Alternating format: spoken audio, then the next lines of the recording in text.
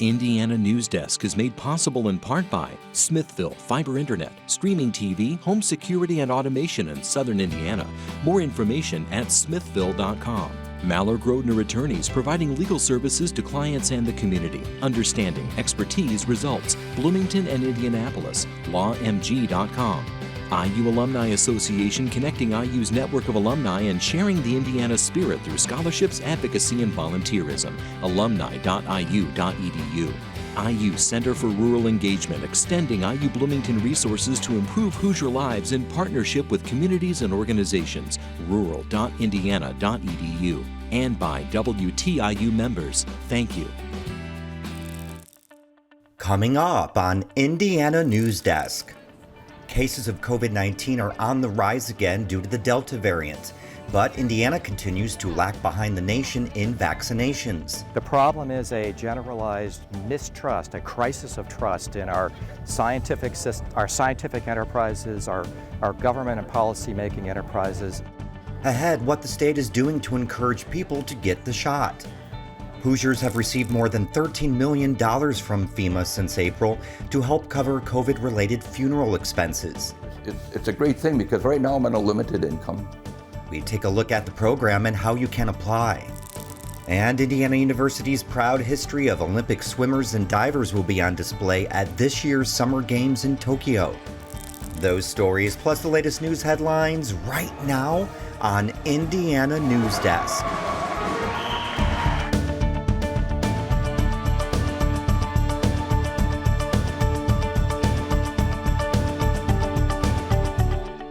Welcome to Indiana Newsdesk. I'm Joe Wren. Indiana health officials announced 786 new cases of COVID-19 today, the vast majority attributed to the Delta variant. It's the fourth straight day the state has reported at least 700 new cases. The state's 7-day positivity rate ticked up 5.4%. It's been steadily increasing since a low of 1.9% on June 22nd.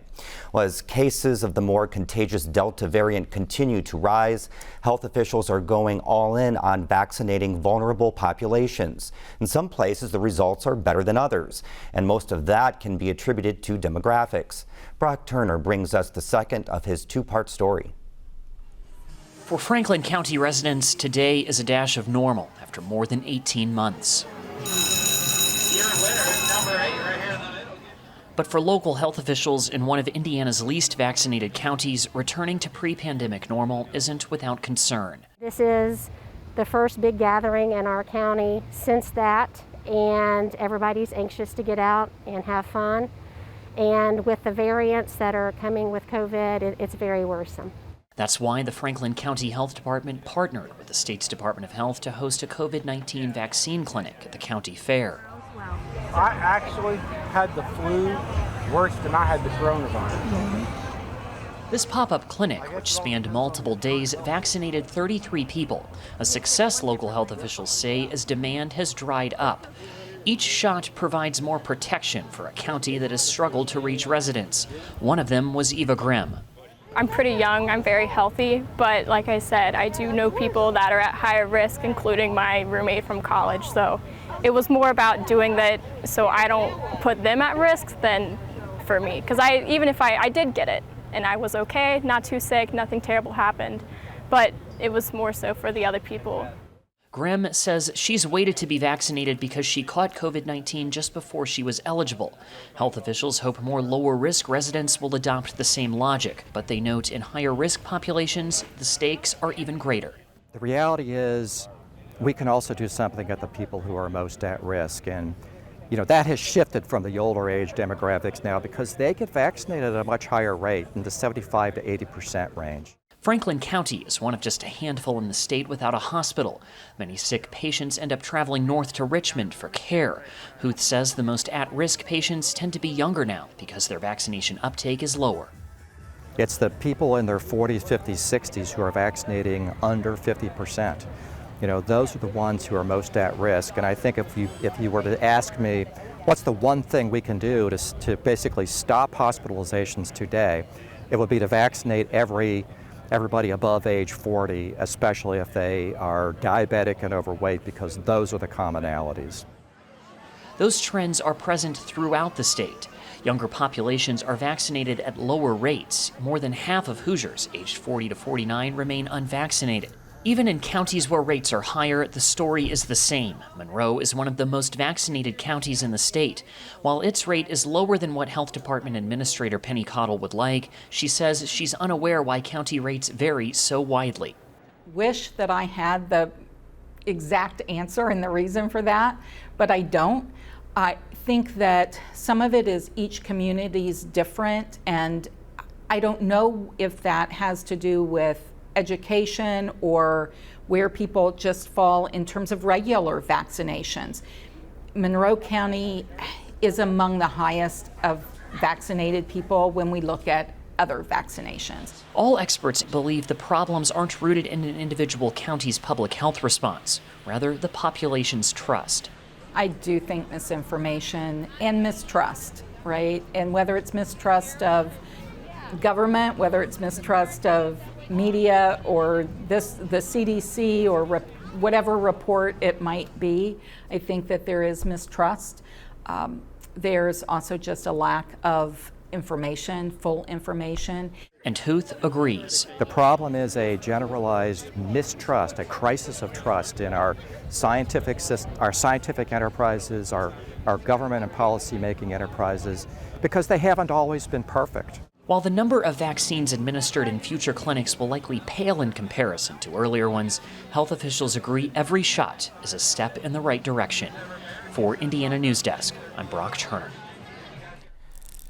Indiana University's new president has COVID despite being vaccinated. In an email, Pamela Witten says she's experiencing mild symptoms.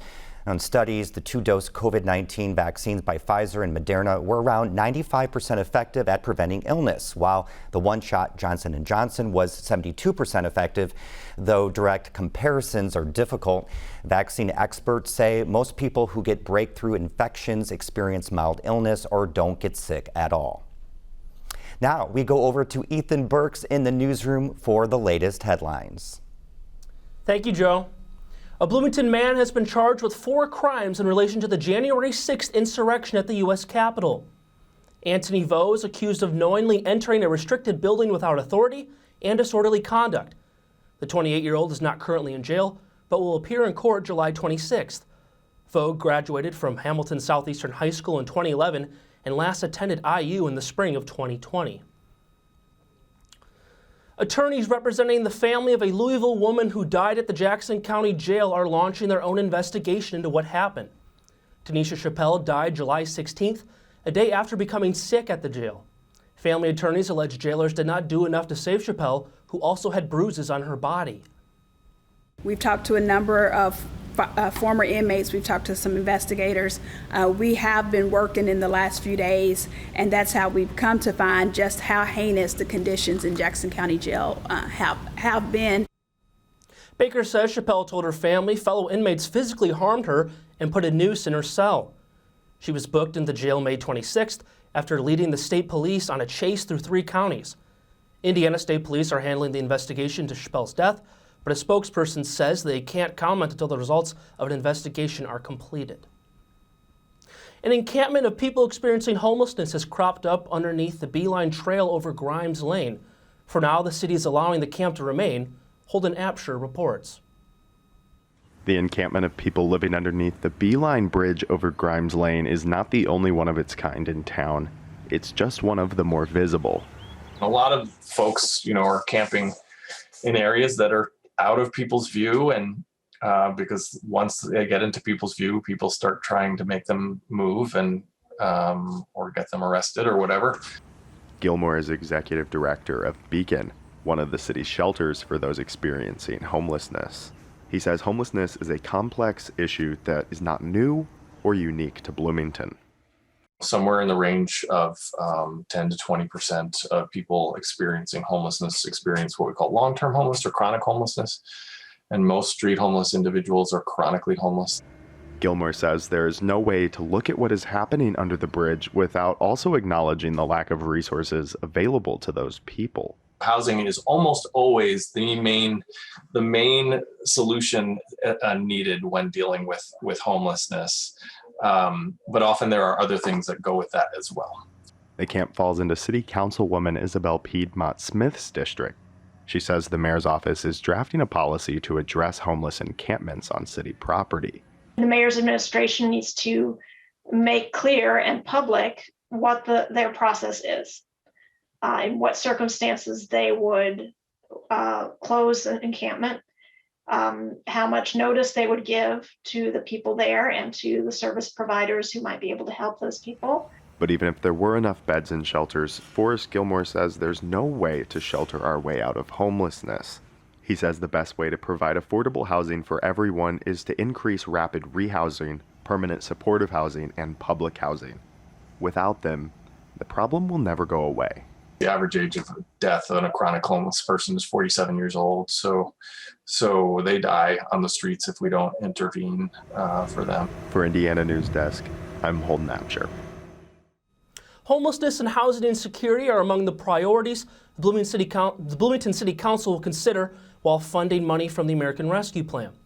A proposal is already on the table to use over $3 million of the city's $22 million allotment this year. We tried to find the things that could be done quickly, and we're confident we'll be advancing the goals that we all share. You will see a lot more issues in the 2022 budget that will lead to another appropriation ordinance for another amount. That amount is expected to be about $6.4 million. More details on the second round of Rescue Plan funds will be discussed during next month's budget hearings. As for this first round, the proposal calls for $1.2 million to address homelessness, $700,000 to Bloomington Utilities to replace lead pipe and service lines, and $500,000 to refurbish the Waldron Center. New data from the CDC suggests Indiana experienced a record high of drug overdoses last year. As Mitch Legan reports, officials say the coronavirus pandemic and fentanyl are to blame. More than 2,200 Hoosiers died of drug overdoses last year, according to a report from the CDC. Experts say restrictions and lockdowns designed to slow the spread of COVID isolated drug users and made it difficult to get treatment. Recovery activities went virtual, and drop-in appointments at treatment centers weren't an option anymore. A lot of people turned to the one thing that helped them numb more than anything last year, and isolation had a huge part to do with it. State drug czar Douglas Hunsinger says those social disruptions, combined with the powerful synthetic opioid fentanyl, increased Indiana's overdose deaths by 33%. We're seeing fentanyl not just in opioids. We're seeing it in methamphetamines and in cocaine, and not just in our large population centers. It is very pervasive statewide. Prescription painkillers were once the leading cause of overdoses nationwide, but they've been replaced, first by heroin and now by fentanyl. Fentanyl was originally developed to treat intense pain from things like cancer, but has increasingly been sold and mixed with other drugs. CDC data suggests synthetic opioids played a role in 70% of Indiana's overdose deaths last year. The population we serve, they're actually telling us they're seeking fentanyl. So this isn't even that they're accidentally getting fentanyl, they're seeking fentanyl. Overdose deaths have continued climbing in the first 2 quarters of 2021. For Indiana Newsdesk, I'm Mitch Legan. The Monroe County Prosecutor dropped the case against the woman charged with running her car through protesters in Bloomington last summer. Christy Jane Bennett was scheduled to appear in court on Monday, but the prosecutor's office dropped the charges against her after learning she has been dead since February. Bennett was allegedly behind the wheel of a red Toyota that injured 2 protesters during a downtown rally against racism last summer. The autopsy from the Denver office of the medical examiner said Bennett had been experiencing homelessness when she was found dead in a Denver hotel room on February 6th. And the Big Ten is leaving it up to its members' schools to determine how to handle COVID-19 this fall. Commissioner Kevin Warren says the conference is taking a, quote, decentralized approach to how to handle the virus, and that school officials agreed last month that universities will determine their own COVID policies. Our schools are finalizing their proposed policies and procedures for the fall. We'll get that information in early August. We'll combine it, and then we'll get together with our chancellors and presidents and other key constituents to make the determination as far as how we handle the fall. That's all the time we have for this week's headlines. Back to you in the studio, Joe. All right, Ethan, thank you very much.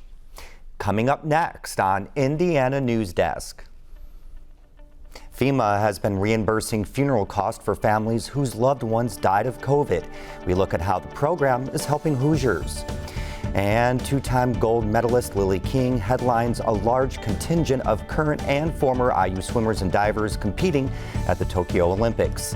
These stories and more right here on Indiana Newsdesk.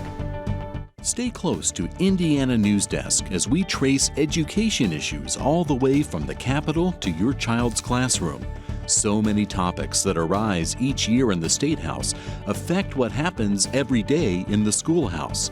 The WTIU News Team is committed to helping you stay up to date with the issues that affect your family's future. Keep yourself informed. Tune in to Indiana Newsdesk, your source for regional and state in-depth news. Welcome back to Indiana Newsdesk. U.S. Senate Democrats have proposed a clean energy standard that calls for getting the country's electricity from sources that don't emit or can capture their greenhouse gases by 2035. But Indiana Public Broadcasting's Rebecca Thiel reports that could be a tall order for a state like Indiana. Right now, Indiana only gets 9% of its energy from sources like wind and solar. David Kaniski researches environmental policy at Indiana University. Though the state expects to see 9 coal plant closures in the next decade, Kaniski says some utilities plan to replace them with natural gas, and it will take strong policy to get them to change their minds. He says the Democrats' clean energy plan is the first national policy that mirrors what's needed to meet the challenge of climate change. The reason why the proposal is so ambitious is that we have been slow to react to climate change historically, right? A senator who helped craft the standard said there would likely be a role for natural gas plants to capture their carbon emissions and store them underground. But Kaniski says it's not a well-established technology and hasn't been proven to work on a large scale. For Indiana Public Broadcasting, I'm Rebecca Thiel. It's been 3 months since the Federal Emergency Management Agency began its reimbursement program for funerals of people who died because of COVID. Mitch Legan has more on how the program is helping Hoosiers and how you can apply.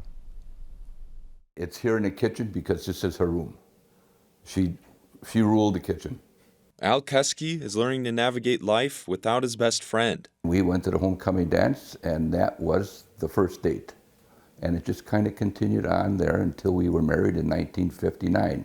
So had been married 61 years. Keski's wife Sarah was a woman of many talents, a great cook and mother, expert seamstress, and even hidden artist. And I know she was doing some watercolor things, but the ones that she did, I had never seen before. But toward the end of her life, she was diagnosed with a neurological disorder that required extra care and had to spend time in a nursing home.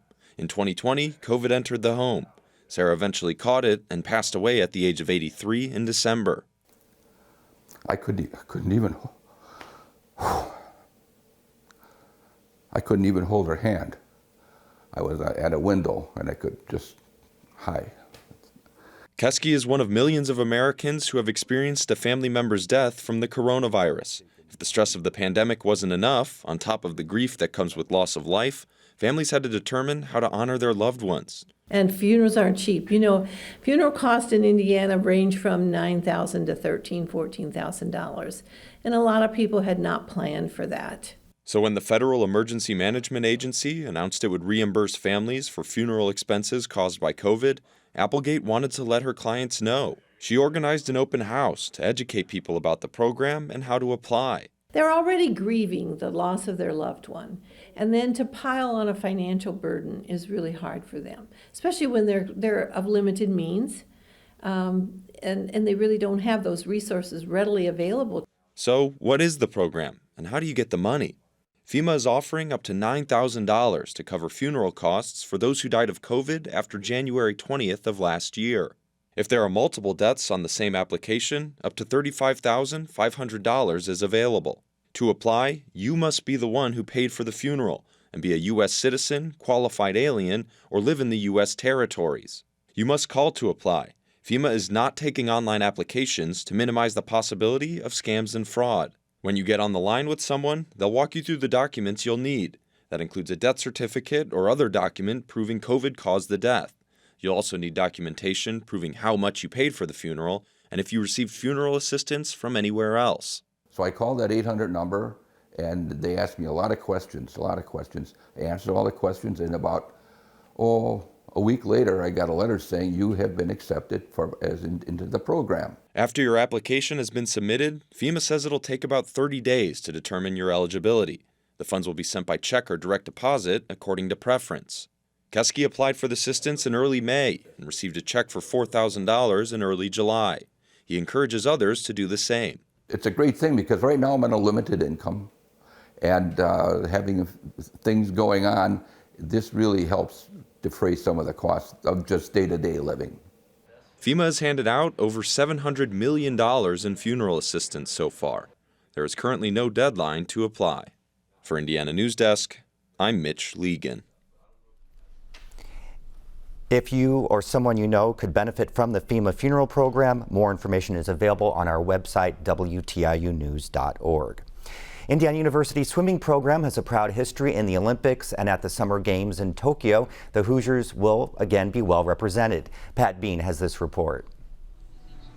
A dozen current and former IU swimmers and divers are competing in Tokyo next week, but none bigger than Lily King. The 2019 graduate from Evansville is a defending Olympic champion and world record holder in the 100-meter women's breaststroke. It was one of 2 gold medals King won at the 2016 Games in Rio. She was also part of the United States winning 400 medley relay team. I'm ready to go. I feel much more experienced at this point. But the Auburn grad decided to start competing again and came to IU to train with King under IU coach Ray Luce. The best breaststrokers in the world train here. Like, if I am going to do this, I need to do it right. King and Lazar have developed a close relationship, but all bets are off in the pool. I like to think of it as we do want to beat the crap out of each other, but we don't want anyone else to beat either one or the other one of us. We want to be 1-2. We just want to be the 1 and not the 2. The Tokyo Games were originally scheduled for 2020, but were postponed last summer by the COVID-19 pandemic. That left athletes like King scrambling to practice with major facilities on lockdown. We're driving to Indianapolis, swimming in a 1-lane pool for a couple months, and then we were swimming in a pond, which I did not like. And then we found a pool in Martinsville that we were training at. By late last August, she said, her training schedule began to return to normal. And now, King's ready to go for gold again.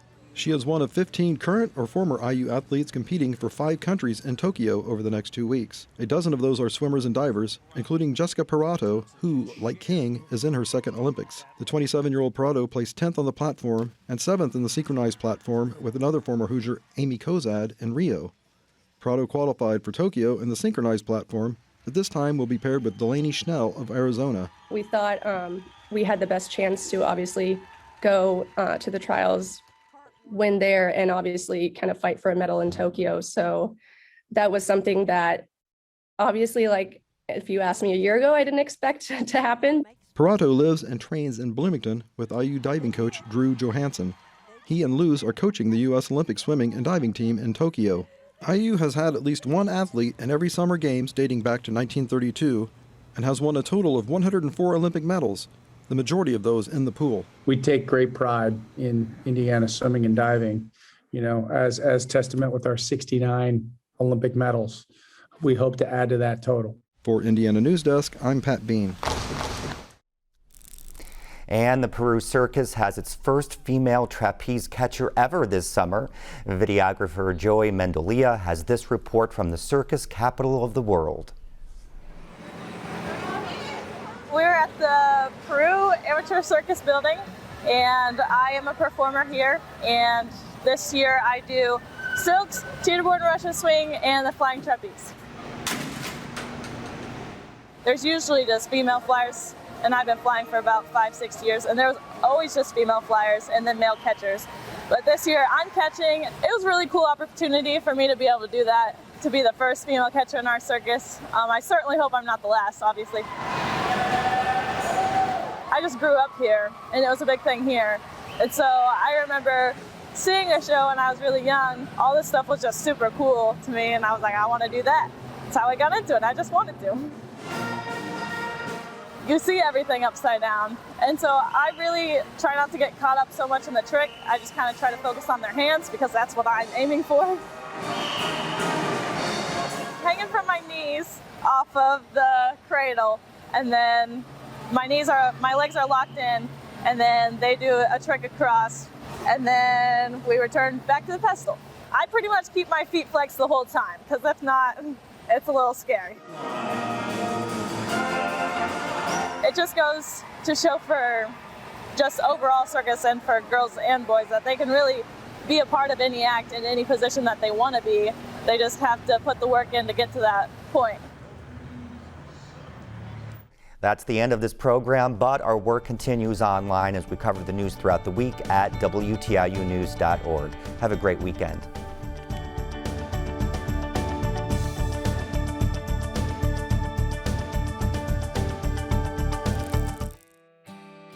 Indiana Newsdesk is made possible in part by Smithville Fiber Internet, streaming TV, home security and automation in Southern Indiana.